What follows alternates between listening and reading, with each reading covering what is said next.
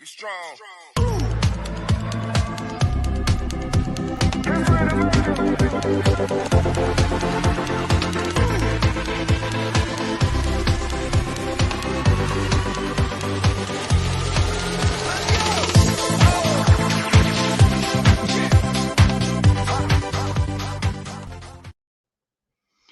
Hey guys, welcome to Hope with Jonathan. I'm your host, Jonathan Trailer.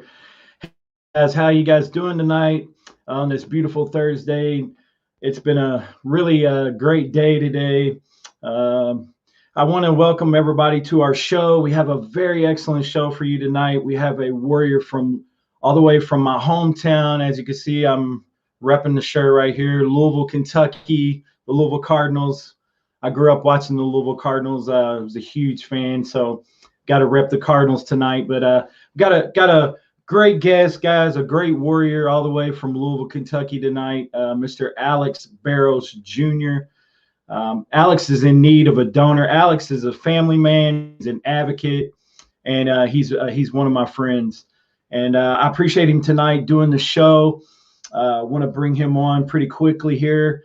But just want to thank you guys for watching the show, supporting Hope with Jonathan, supporting what we're doing here, sharing stories of hope, and giving patients hope and trying to inspire them, encourage them to continue on. But hey, guys, I want to bring on Alex right away. And guys, please, if you would, please, like my man Jared says, please don't be stingy. Please share this. Share this with your friends. Share this with all your besties, all your homies, and let's get the word out for Alex tonight. Let's get his story out there and let him share his incredible story with battling kidney disease. But without further ado, I'm going to bring on Mr. Alex Berrios Jr.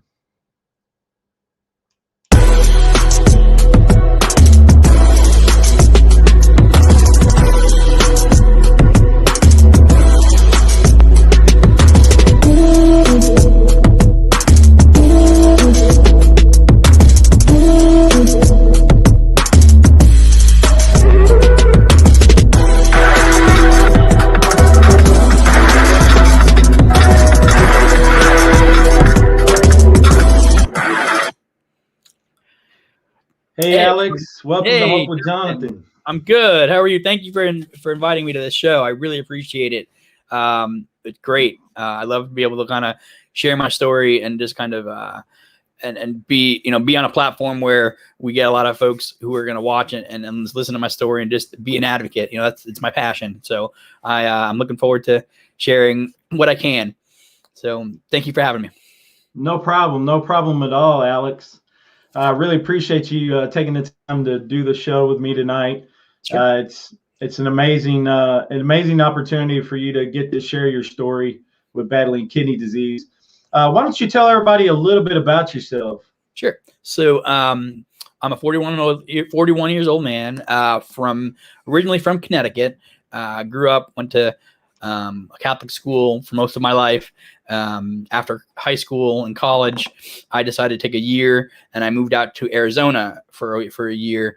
And I hiked the Grand Canyon, was on the south rim of the Grand Canyon for 1 year in 2004 and 5. And it was there where I met a woman from Kentucky and, was and followed her back after being in Arizona for the year. I followed her back, and then I proceeded to get sick with my kidney disease. Within like 3 or 4 months, I had some symptoms. What I thought was food poisoning was indeed my kidneys, or was my kidney failure. I did find out that I was only born with one kidney at the age of 26. Didn't know that. Thought I had two. Everything was fine up until that point. And some kind of infection just kind of knocked out the one kidney I had that was working, and I had to crash into dialysis. And I did dialysis and hemodialysis for about 18 months. Was very fortunate to have met somebody through a church I attended while being here in Louisville, and had a living donor that lasted for 13 years. So I received my kidney in June of 2007, and it eventually kind of failed again in July of 2020. So had good at 13 years, And now I am back on dialysis, but I'm doing peritoneal dialysis. So I'm having the opportunity to be able to do 4 exchanges a day, and then see my nephrologist once a month, get labs the other, a second. I go twice a month to the clinic, once to get labs drawn, and then a second time to see my nephrologist to kind of look over the labs. Like I said, I started this in September is when I started PD. I did hemodialysis up until when I got my catheter placed for my PD catheter in the fall of 2020.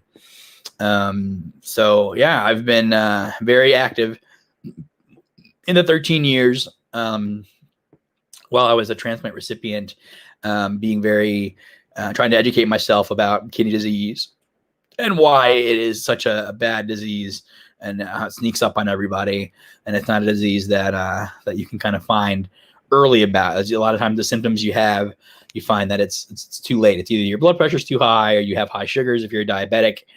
And it's something to be able to, my goal is to try to kind of look at kidney disease early and try to be as preventative as you can and help patients understand, like, when you go to see your doctor, to ask those questions about kidney disease or kidney function, kidney education, just so that you're at least well versed and have those tools in your toolbox to then know what to look forward to, not necessarily to if you have kidney failure, but to look for those symptoms and know that if you are able to change your diet or or take certain medicines that could help kind of make the kidney last longer.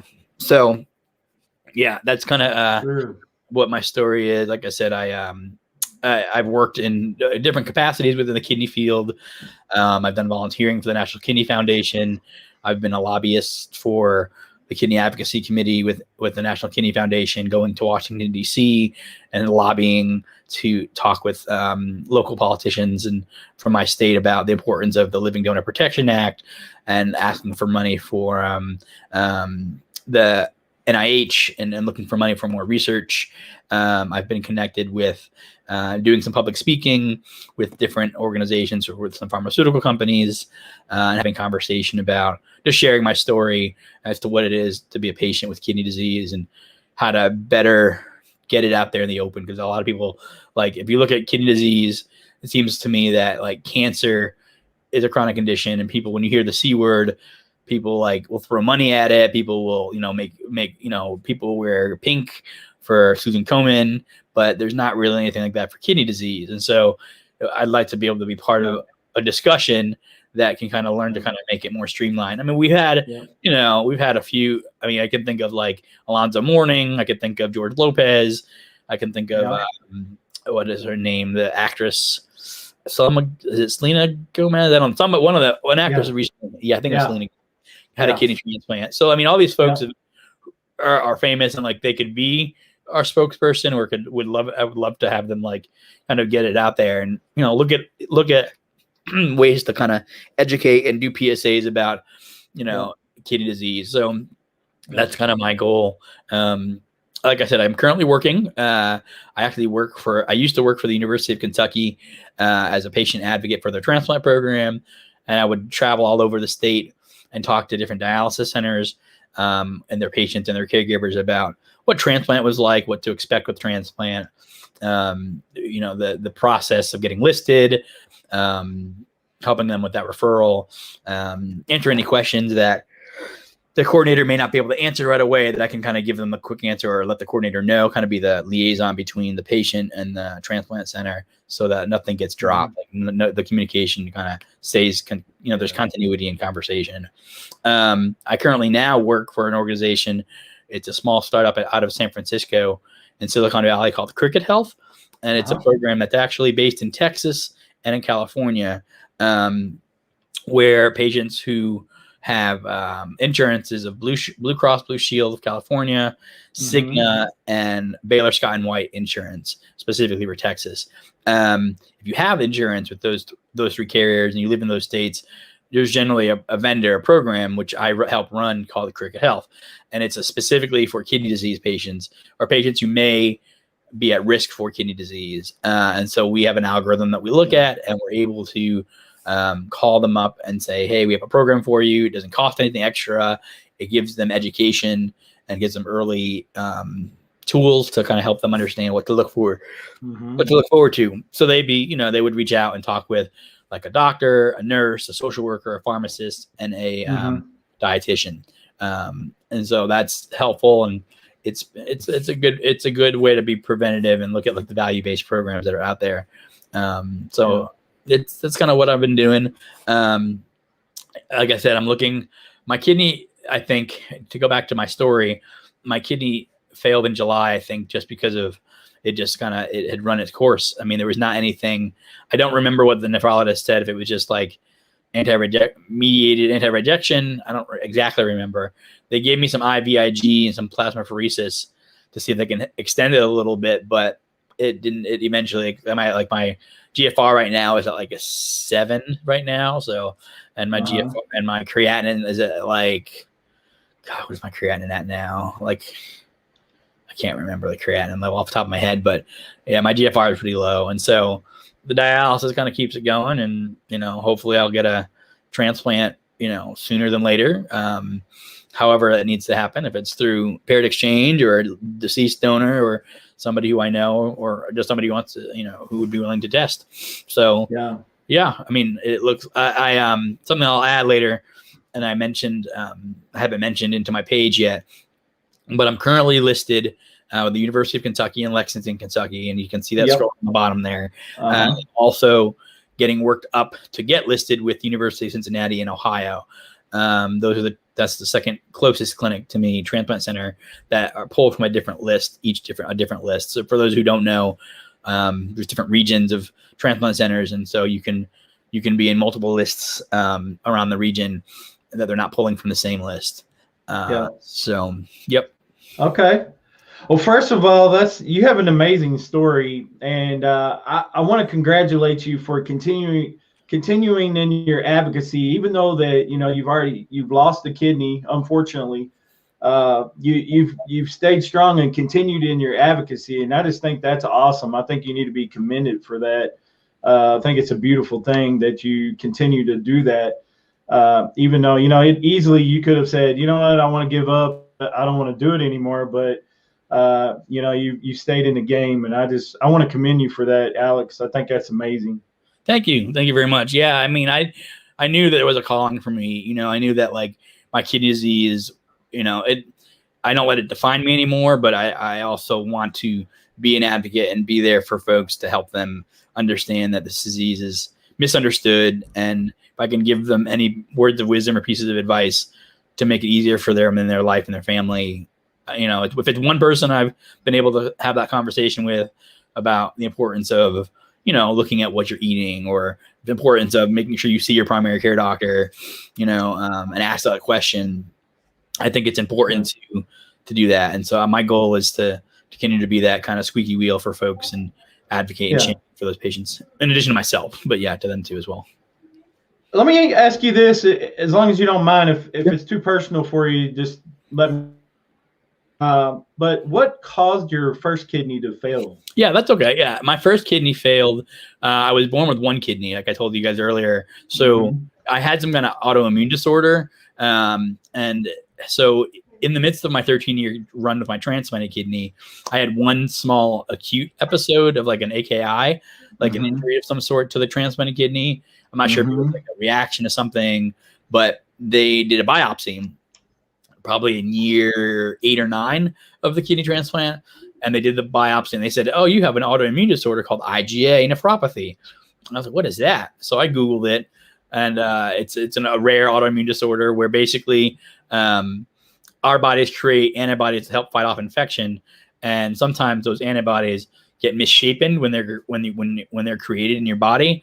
And they, for whatever reason, like to stick to inflame your kidney, specifically to your kidneys. And it's called, like I said, it's called Iga Nephropathy.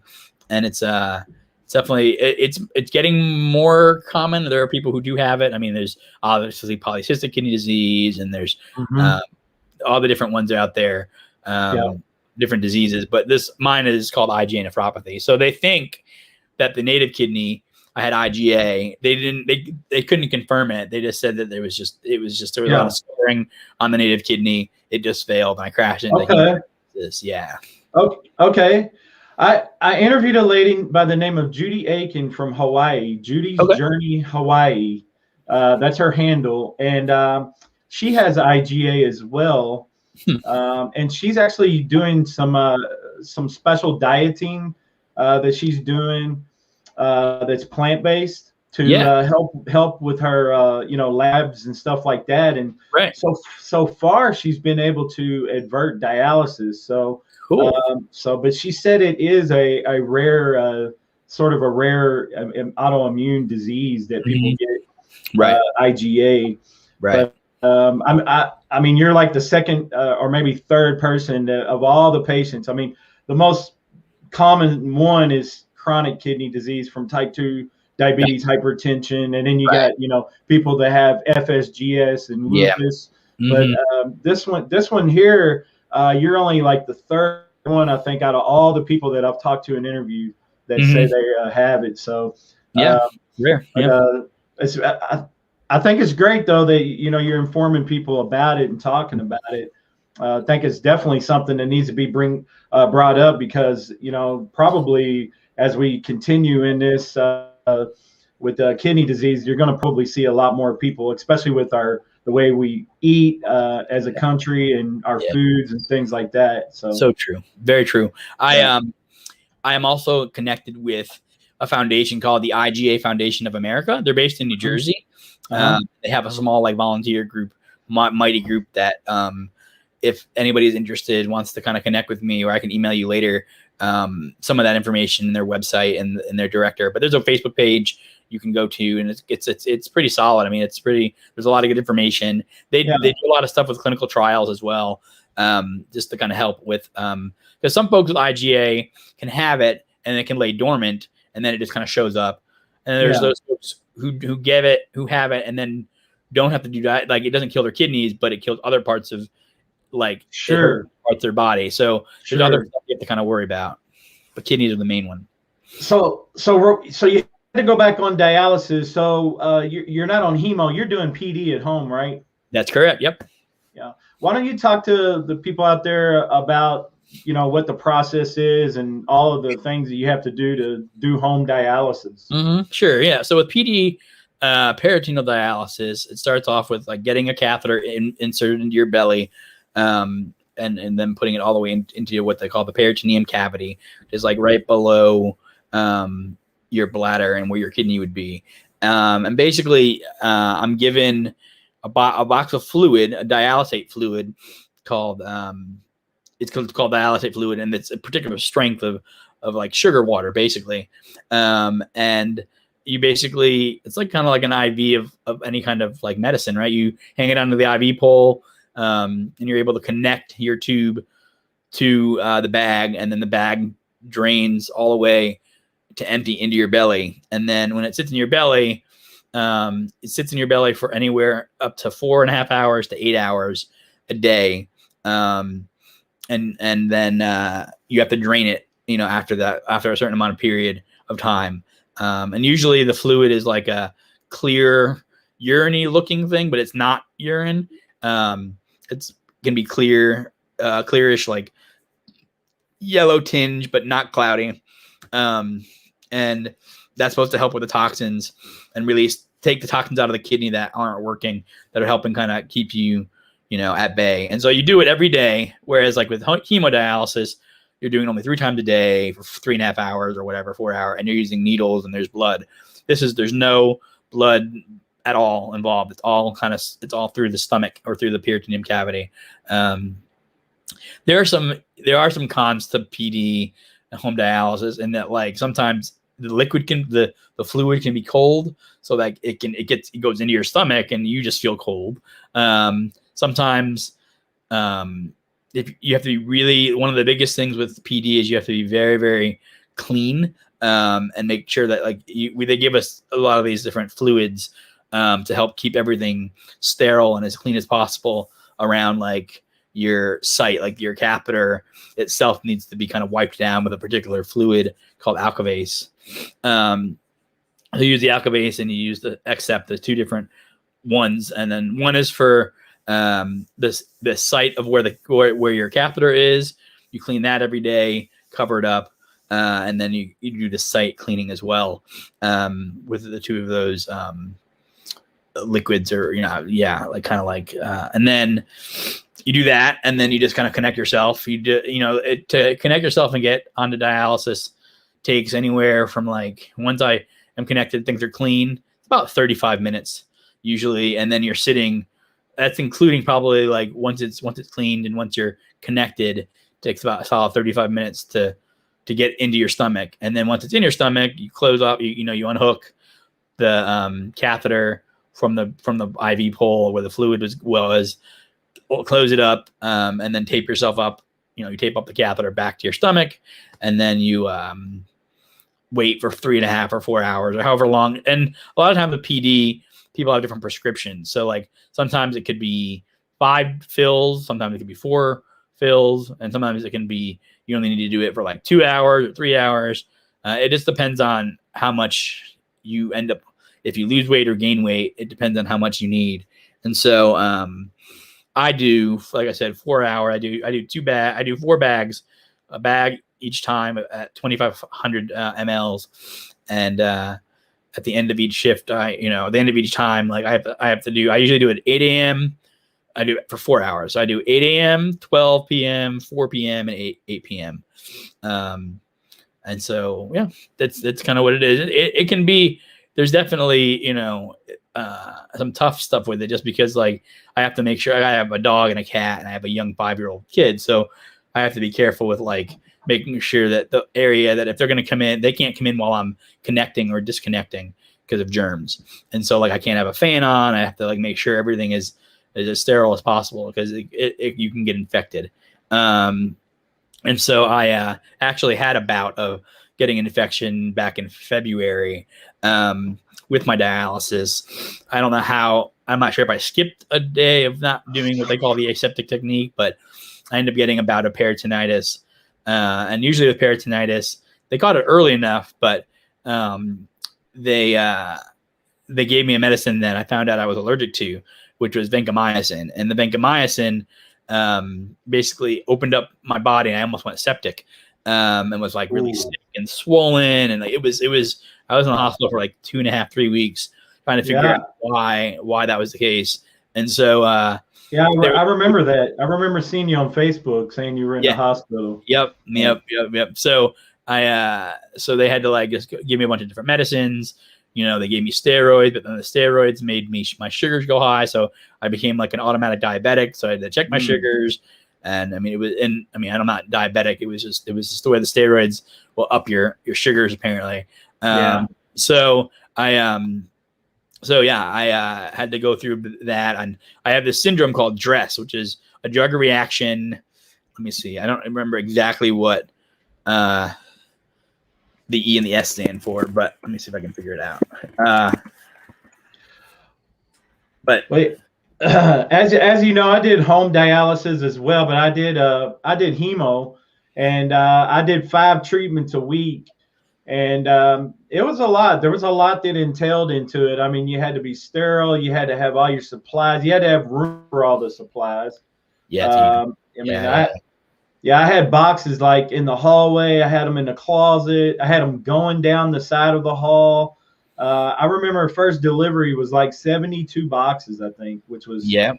You did hemo, right? Home hemo? Yeah, home hemo.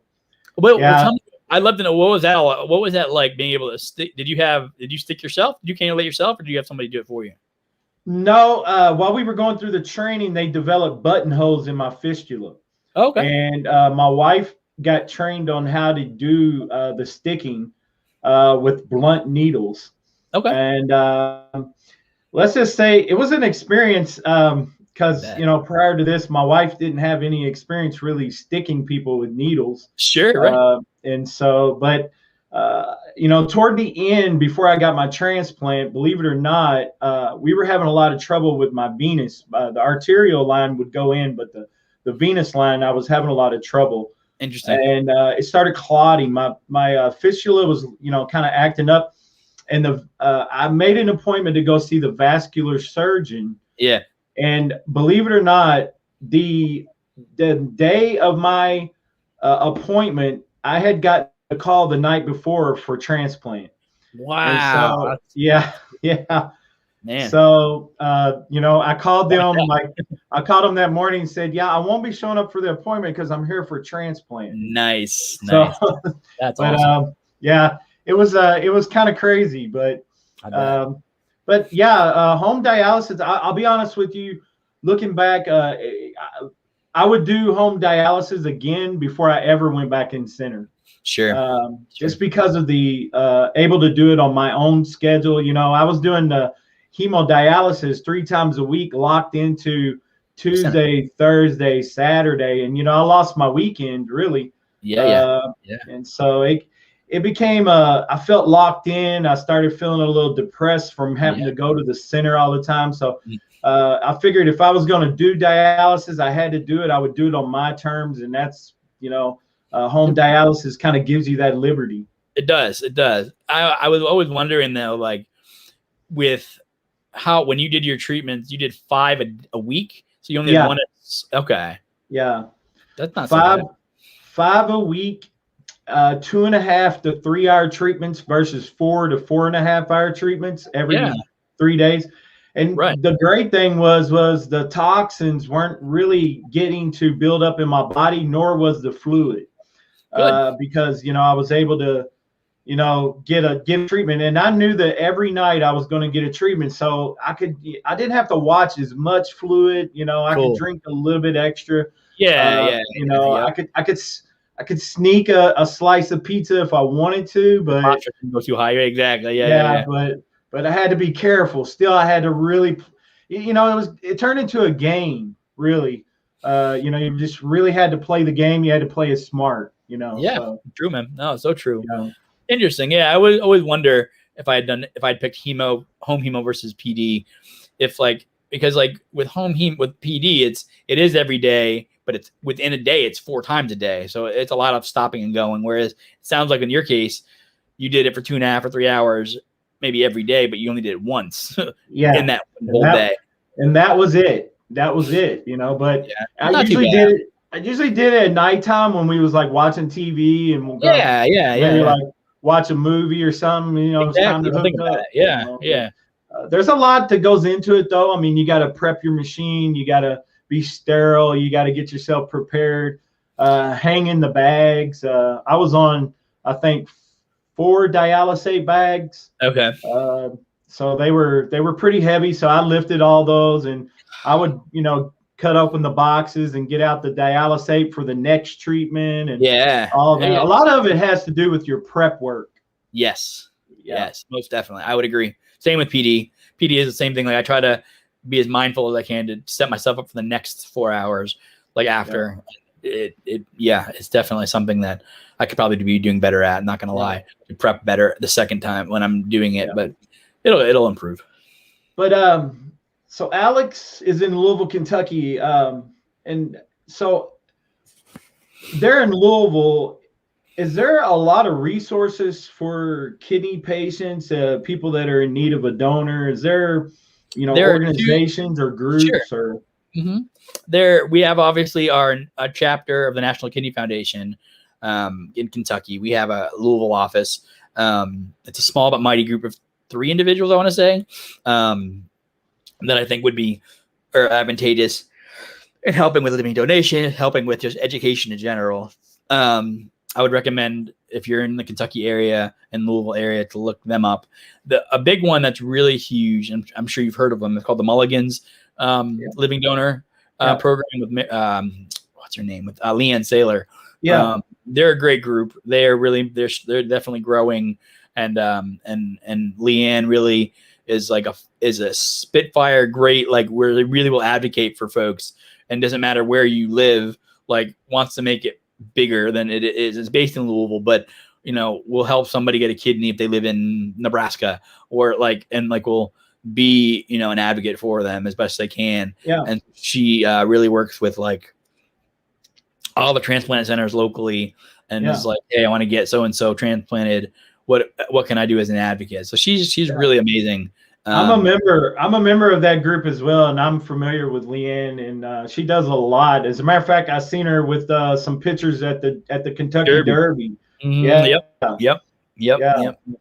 She and I have had So many conversations because when I worked at UK, we had a good relationship and chatted with each other about ways to kind of connect my work, what I was doing, with what she was doing. And so we still kind of connect and both look to advocate. yeah, Sorry. yeah. Oh, it's okay. I totally understand. Effects of kidney disease, right? Yeah, man. Sleep. Exactly. Yeah. Yeah. My iron, But man. My iron is the word. I found out I was anemic. So tomorrow I'm actually going to see a hematologist to get a shot of not Venifer, some kind of shot to help bring up my hemoglobin, because my hemoglobin levels are like 9.3. I need to get up. But yeah, I got the iron supplements all the time. When I was in center, they gave it to me, I think, once a week. Yeah. And then whenever I was doing the home dialysis, I was doing it once a week. We'd have to go over and pick it up. I'd get the Venifer shot. It kind of tasted like maple syrup a little bit when it hit. I've heard people say licorice. Yeah. It had like a maple syrup taste. Once it got squirted and hit your bloodstream, you could kind of taste it on your tongue. Yeah. Oh yeah. Yep. I remember that. Yeah. So, what other types of things are you doing to advocate for yourself? I mean, I'm, between what you've done with the pages and this podcast, it's honestly, I'll be honest with you, Jonathan, I haven't done a whole lot lately. I've just been really kind of busy with working kind of and telling people through my job,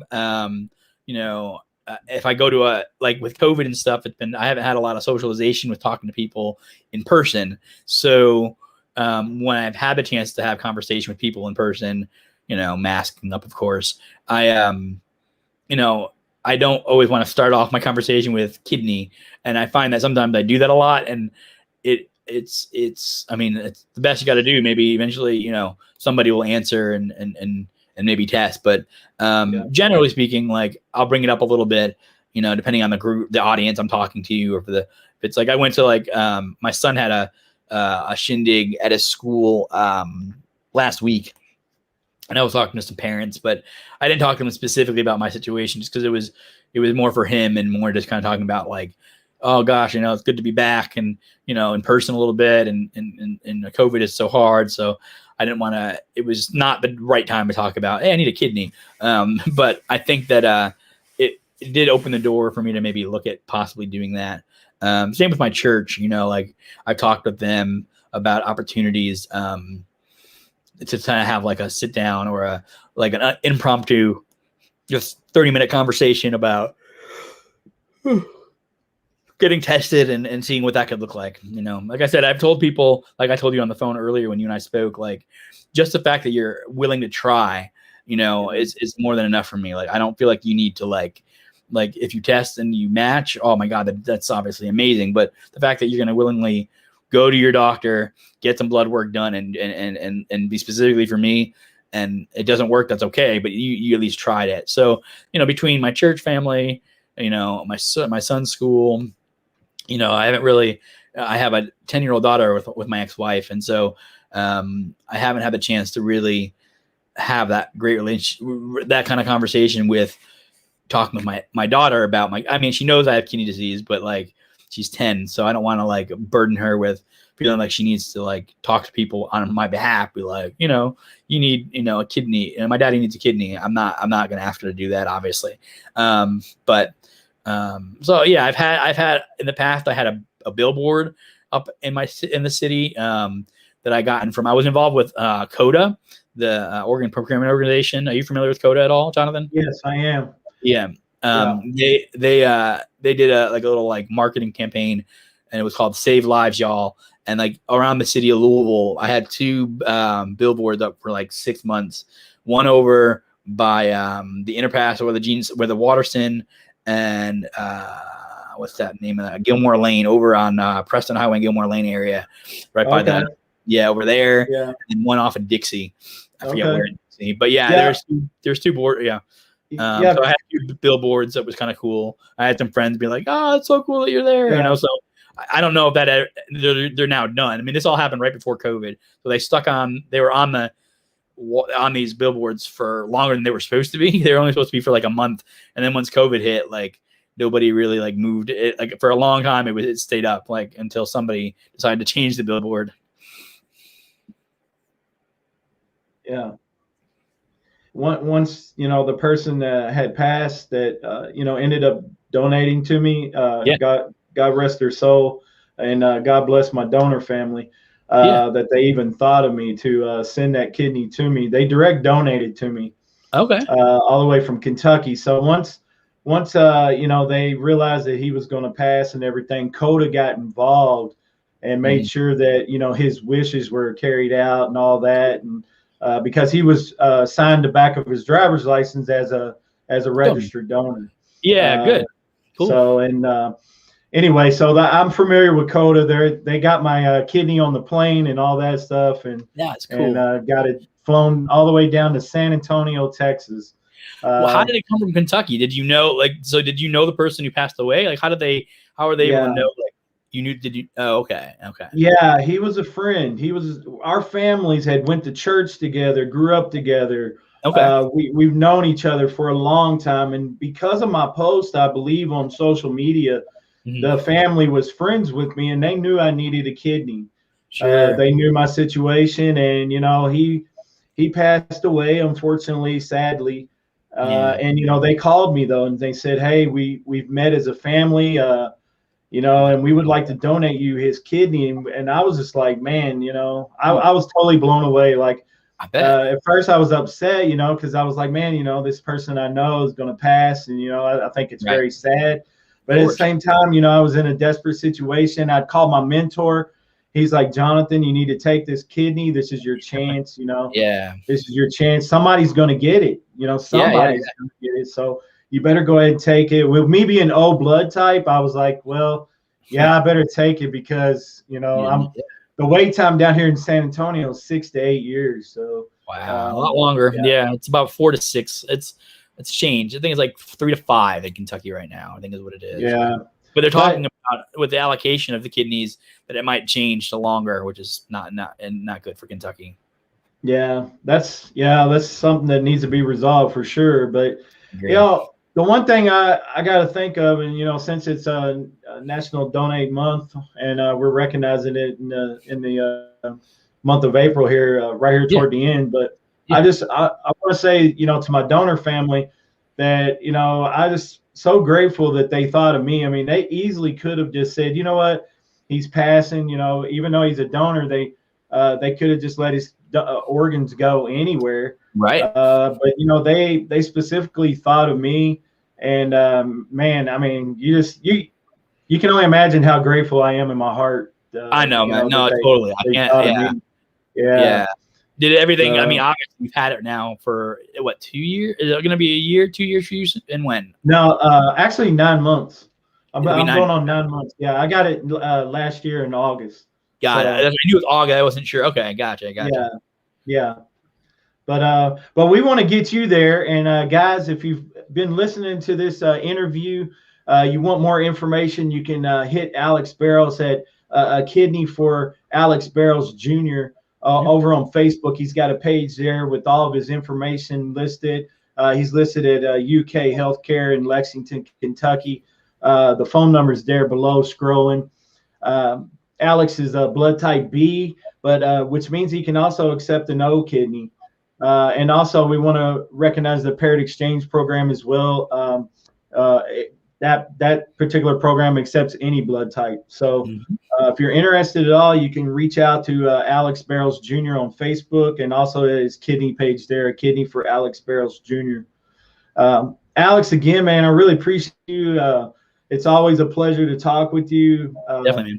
Very encouraging to talk to you, very inspiring. Also, I wanted to mention you're fixing to get married, right? Yes, I'm engaged and looking to probably by the end of the year is the goal. But obviously, kidney, marriage, trying to kind of figure out like what will come first. Probably we hope the kidney, but yes, I am gonna be. I have a fiance. Yes. All right, that's awesome, man. I want to congratulate you personally on that. Thanks, man. Thank you. And I see you with your pictures with your kids and stuff. So I know you're a family man. Yeah, thank you. And Alex wanted to continue to be that family man and be a soon-to-be husband. So guys, if you're listening, watching this interview, you come across this interview, you want to help out Alex. Alex is in Louisville, Kentucky, and you can reach out to him again at Kidney for Alex Berrios Jr. And Alex could soon to be registered at in Cincinnati. Yep. Where at in Cincinnati? The University of Cincinnati. Yeah, it's Okay. that's the university. Yeah, I'll add that to the page once I'm listed with them. Okay. Awesome. Anything else you want to add? Any shout outs or anything you want to say before we end the show? No, Jonathan, I just appreciate you giving me this platform. It was good to be able to kind of get back on the horse. I've done a few interviews, podcasts with you before, and I've done some with Steve Belcher. I've done we have a lot of same connections and in the kidney space where I've done some interviews and conversations. So I love the opportunity to be able to share my story, get it out there, and help anyone else, not only myself, but help anyone else understand, this disease. So if I can help anyway, feel free to reach out to me, text, call, smoke signal. I'm here to answer any questions you guys have. Because professionally, I work in the field as well, as an advocate, but, personally as a patient, I've lived it. So I feel like I can bring a perspective that I think sometimes it can't always be brought to light in a transplant center or dialysis center. So, yeah. Yep. All right, Alex. Well, I appreciate you coming on, doing Hope with Jonathan. Again, it's a pleasure. Cool. Appreciate you, brother. Yeah, and stay strong, man, and stay inspired. And appreciate your advocacy. And again, man, it's been a pleasure. I'm gonna let you go for now, but thanks again for coming on and sharing your story. Thanks, John. I really appreciate it, man. All right, you have a good one. You too. Bye-bye. Bye. All right, guys, this has been an amazing interview with Alex Berrios Jr. If you would, please share this with your friends, your family members. You never know who may come across this, may come in contact with this, and feel compelled to step forward to be Alex's living donor. Guys, again, you can find all the information at A Kidney for Alex Berrios Jr. over on Facebook. Again, I'd like to thank everyone that is supporting Hope with Jonathan, Jim Myers, Uncle Jim Myers. Appreciate you watching the show. Kyle Hawkins from Kidney Warrior Merch.